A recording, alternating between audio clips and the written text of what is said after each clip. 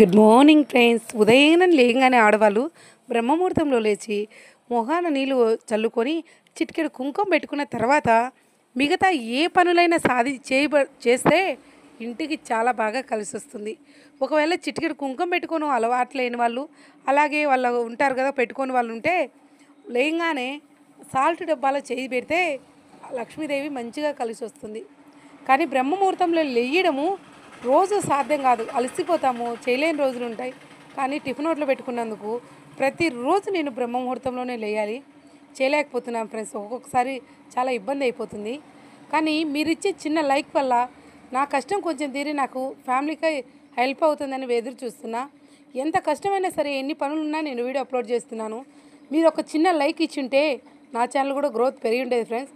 మీరు కొట్టే చిన్న లైక్ ఒక లైఫ్ని మారుస్తుంది.